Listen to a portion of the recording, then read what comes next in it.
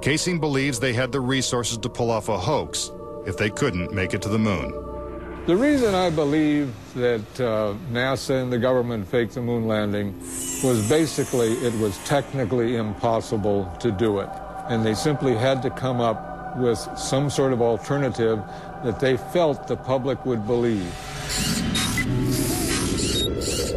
Kaysing theorizes that the lunar landings were actually filmed in Nevada's high desert, at the top secret military base known as Area 51.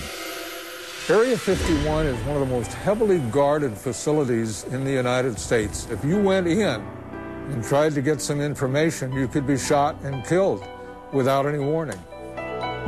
Russian spy satellite photos of Area 51 reveal not only a series of hangars that resemble movie sound stages, but also barren moon-like areas which coincidentally are covered with craters.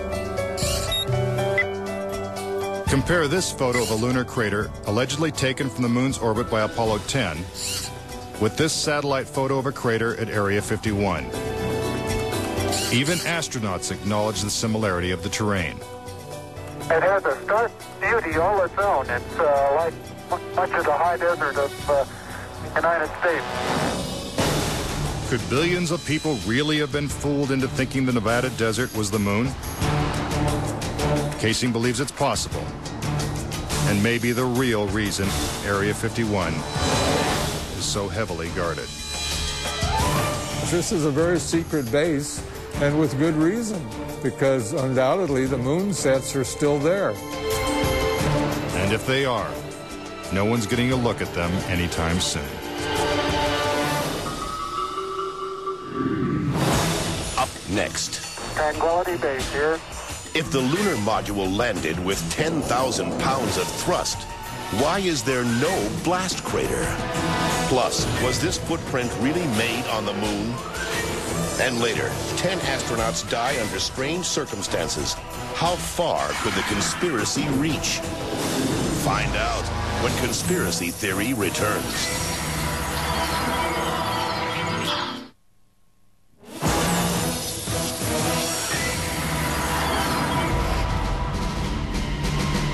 We've all been led to believe that on July 20th, 1969, the Lunar Excursion Module, also known as the LEM, carried American astronauts to the surface of the moon.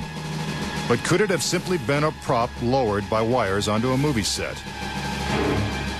Bill Kaysing says that this may explain the absence of engine noise in the official NASA footage.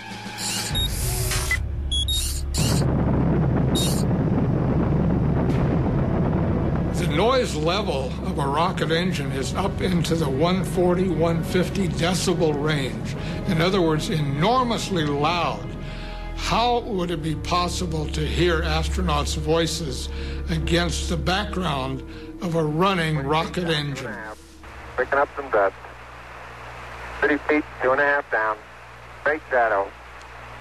4 forward, drift into the right a little. Contact light. Okay, engine stop. Is this evidence that the footage is actually fake? A sequence shot in a controlled environment here on Earth? Just months before this historic landing, a prototype LEM was flight tested at Ellington Air Force Base.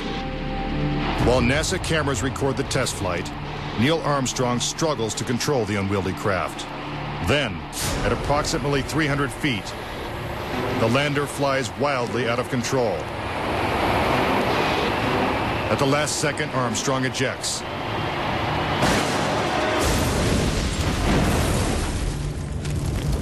And floats to safety.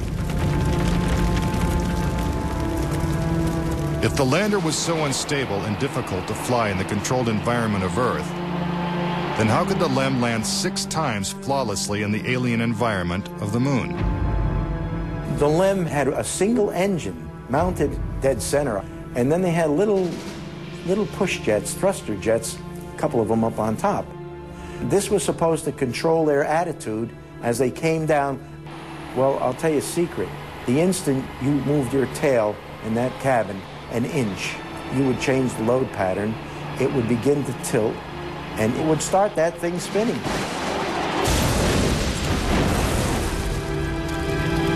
The arguments that have been arrayed on the side of those who believe that the lunar landings were a hoax are very elaborate, and they have to be to support a theory like this. In the end, there's one set of evidence that is irrefutable, and that is that there are footprints, boot prints, still on the lunar surface. But conspiracy theorists say that the footprints themselves are suspicious. The surface appears to be very fine-grained as you get close to it. It's almost like a powder. To have a powerful rocket engine blast the surface of the moon, blasting away all of the dust, and then find footprints surrounding the lunar lander, that to me would be an impossibility. Photo after photo reveals that the lunar surface surrounding the LEM is covered with footprints. But Kaysing says there's something even more difficult to explain. The fact that there's no blast crater under the LEM is one of the most conclusive pieces of evidence that I find supporting the hoax.